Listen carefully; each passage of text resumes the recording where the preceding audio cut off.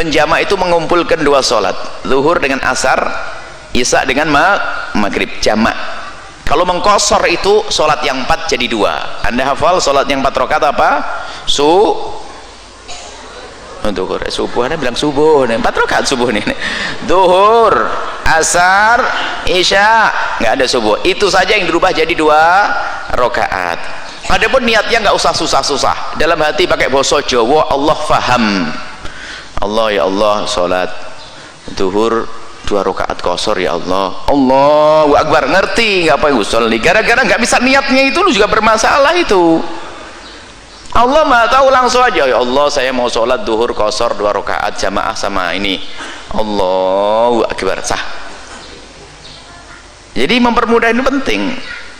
Dan hakikat niatnya adalah waktu takbiratul ihram itu muqaddimah niat segera. Nah, kemudian kalau syarat menjamak, jumhur ulama mengatakan sama dengan salat mengkosor. Pertama adalah bepergiannya itu tujuannya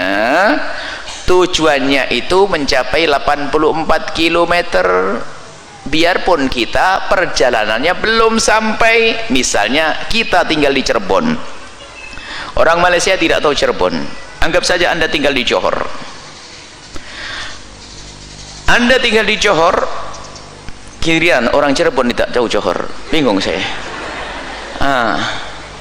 Sudahlah, buat dua contoh. Anda tinggal di Cirebon sama Johor, Anda mau ke Malaka, 3 jam perjalanan Malaka.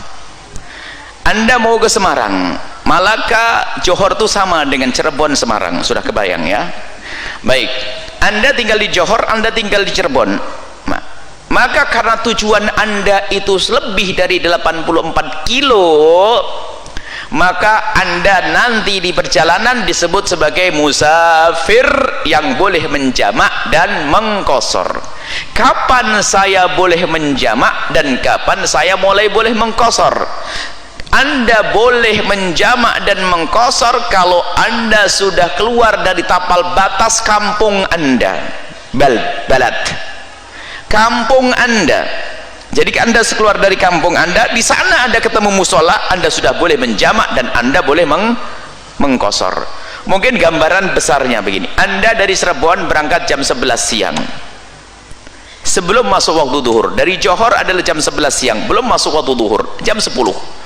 Kemudian Anda melakukan perjalanan dari Cirebon, tiba-tiba mampir di Brebes. Di Brebes jam 1 siang waktu duhur, maka Anda di Brebes boleh melakukan sholat duhur sekaligus asar. Anda tarik ke waktu duhur, namanya jamak takdim. Sekaligus Anda boleh mengkosor dua-dua, enak, lumayan, sudah sedikit pahalanya banyak, nggak usah maksa mas ya. Karena kasusnya selalu adalah ibu-ibu sama bapak-bapak. Memang 2 orang di sini, ada lagi anak-anak mah paling seneng gitu tuh. Ini banyak kasus orang ziarah ke sini, dari mana Bu? Dari sana. Enggak, repot gara-gara jamak dan kosor. Anda keluar dari tapal batas kampung Anda, Anda sudah boleh menjamak. Tidak harus perjalanannya sampai 84, yang penting tujuannya. Nah, sekarang tapal batas kampung saya itu mana sih? Balad itu atau baldah itu ada aturannya. Baldah itu adalah disebutkan di situ, para ulama memberikan bukan batasan kilometernya, batasan perkumpulan orang yang ada di situ. Jadi namanya balad itu selagi di situ sudah ada 1 hakim, 1 pasar, 1 polisi, itu sudah memenuhi syarat sebagai balad. Polisi yang mengamankan jika ada kerancuan, hakim yang bisa menyelesaikan di saat ada persengketaan, pasar untuk kebutuhan hidup, sudah nggak akan kemana-mana bisa. Lah kalau kita kembali ke negeri Indonesia, nggak tahu di Johor apa tadi. Kalau di Indonesia itu coba kecamatan ada polisinya atau tidak? Kapolsek. Kemudian pengadilannya kelas KUA ya, kantor urusan agamanya ada ya. Kemudian setelah itu ada pasarnya. Jadi kalau kembali kepada kriteria ini atau syarat-syarat ini, maka kecamatan itu sudah bisa keluar dari kecamatan, maka sudah dianggap keluar dari kampung kita. Keluar dari kecamatan dianggap keluar dari kampung kita, maka di sana kita sudah boleh menjamak. Nah, menjamak dan sekaligus seperti yang mengkosor. menjamak dan mengqasar. Cuman kalau kita lebih berhati-hati, keluar dan lebih jauh lagi untuk qasar. Nggak apa-apa, anggap saja ini sudah cukup untuk menjamak dan mengqasar di sana. Yang penting tujuannya berapa tadi?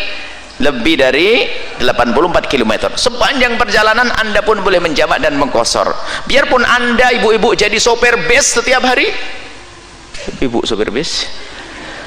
Biar ekstrim, contohnya ekstrim ini biar inget loh. Sopir bis setiap hari musafir, jamak qasar, jamak qasar, jamak qasar, jamak qasar. Setiap hari jamak qasar.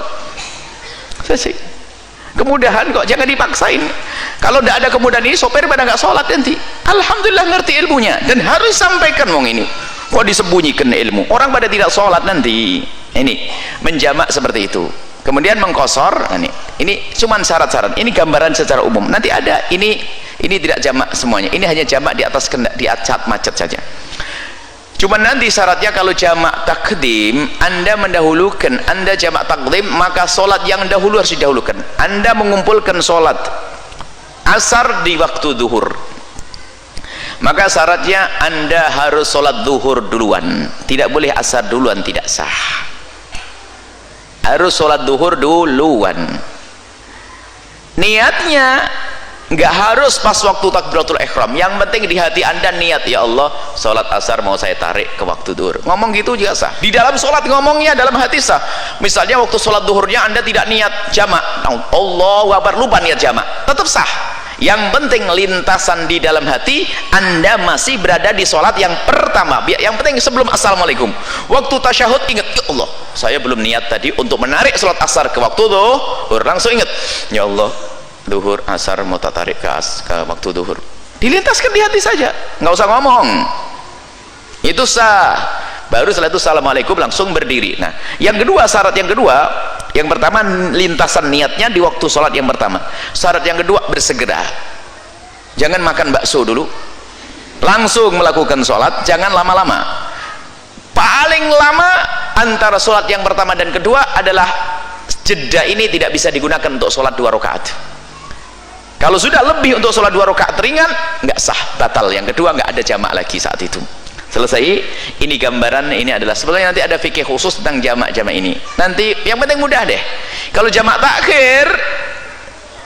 takhir, Anda harus melintaskan niat di waktu yang pertama. Maksudnya waktu kita misalnya waktu duhur saat ini. Laporan kepada Allah, ya Allah saya tidak bisa sholat sekarang, nanti ya Allah saya undur asar, gitu saja. Laporan kepada Allah. Jadi menunjukkan kalau kita peduli, disahkan panggil hayya 'alas shalah, saya belum bisa sekarang ya Allah, mau saya undur ke waktu asar. Lintasannya kapan? Di waktu yang kemudian saat Anda masuk waktu asar, ini kayaknya banyak musafir yang kebetulan jarang jamak ini ilmu baru ini ada kemudahan. Kemudian setelah masuk waktu asar, Anda melakukan duhur dan asar. Mana yang didahulukan? Semuanya bebas. Kesalahpahaman santri bahwasanya, santri, saya tidak ngomong orang awam tidak salah paham karena memang jarang belajar. Kalau santri belajar ngantuk, seolah-olah begini, wajib, malah kebalik, ketukar, salahnya berat lagi. Katanya Pak, asar didahulukan karena yang punya waktu. Saya dibentak lagi waktu itu. Pernah saya dibentak oleh satu ustadz, dibentak. Asar didahulukan, jamak takhir kan duhur sama asar didahulukan karena asar yang punya waktu. Innalillah.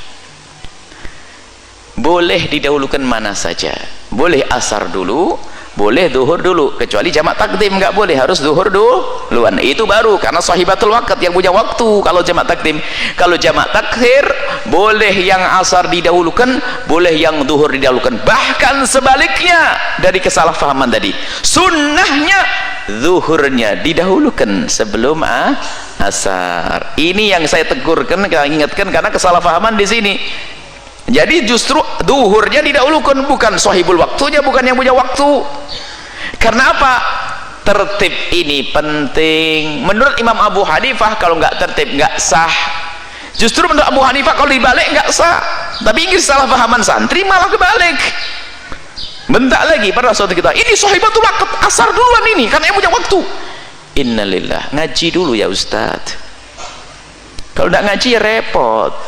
Maksa asar duluan baru zuhur. Memang benar kita mendahulukan asar juga boleh, tapi bukan harus. Justru sunnahnya